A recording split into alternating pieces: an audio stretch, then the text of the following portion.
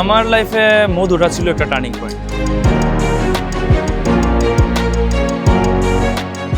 Run up, back foot landing, front foot landing, release point, follow through সব কিছুই যেন হুবহু কাটার মাস্টার মোস্তাফিজুর রহমানের কপি।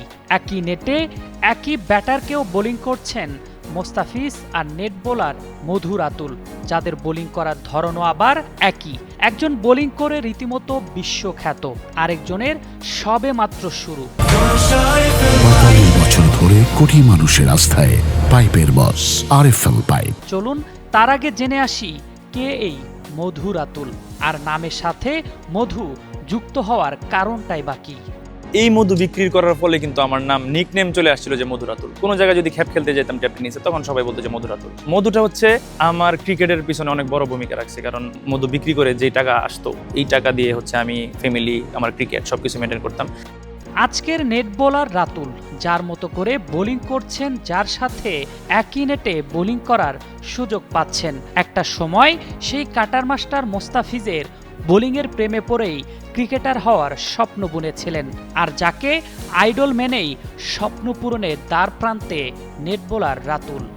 আইডল হচ্ছে এখানে জার্সি নাম্বার 90 ফিজ ভাই। তো ফিজ ভাই যখন খেলা স্টার্ট করে, এরপর থেকে হচ্ছে যে ফিজ ভাই লেফটি বলার, আমিও লেফটি বল করতে পারি। ওই জায়গা থেকে হচ্ছে আমার ক্রিকেট আসা শুরু। এমনও প্ল্যানিং করলাম যে ফিজ ভাইকে দেখার জন্য আমি প্রয়োজনে সাতক্ষীরা যাব, মানে এতটা পাগল ছিলাম। ফিজ ভাইয়ের সাথে বোলিং করা এটা একটা স্বপ্ন, মানে তখন একটা স্বপ্ন ছিল, তো এখন হচ্ছে স্বপ্নটা অনেকটাই বাস্তবায়ন হয়েছে। মাঝে মধ্যে কথা হয় বোলিং এর সময়, অনেক কিছু। রাতুলের স্বপ্ন পূরণের শুরুটা করেছিলেন ঢাকার আসোয়াদ স্পোর্টস একাডেমির কোচ ইয়াসিন, যার মাধ্যমে প্রথমবার প্রিমিয়ার লিগের নেটে বোলিং করার সুযোগ পান। এছাড়াও কিশোরগঞ্জের স্থানীয় কোচ কিডস ক্রিকেট একাডেমির প্রয়াত রুবেল, যিনি বাংলাদেশ, আফগানিস্তান ও জিম্বাবুয়ের মধ্যকার ত্রিদেশীয় সিরিজের নেটে বোলিং করার সুযোগ তৈরি করে দেন, যা তাকে আরও বেশি অনুপ্রেরণা দেয় এবং তারপরই মূলত আজকের রাতুল হয়ে ওঠা। আমার এই নেট বোলিংয়ে আসার পিছনে সর্বপ্রথম অবদান রাখছে হচ্ছে উত্তর আসওয়াদ স্পোর্টসের একাডেমির কোচ ইয়াসিন ভাই। তো প্রিমিয়ার লিগে ব্রাদার্স ইউনিয়ন টিমে প্রথমে আমি নেট বোলিংয়ে আসার একটা সুযোগ পাই।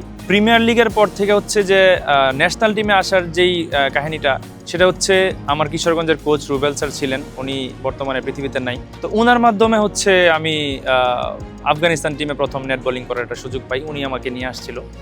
রাতুলের জীবনের গল্পটা কোনো রূপকথা নয়, বরং এক কঠোর সংগ্রামের বাস্তব চিত্র। ক্রিকেটকে ভালোবেসে বোলার হওয়ার স্বপ্ন বুকে নিয়ে এগিয়ে যাওয়ার প্রত্যয়। রাতুলের এই পথ চলা না থামুক, রাতুল হয়ে উঠুক আরেকজন মোস্তাফিজ, যিনি একসময় দু হাতে সামলাবেন দেশের ক্রিকেট। আরফিন জুয়েল, যুগান্তর স্পোর্টস।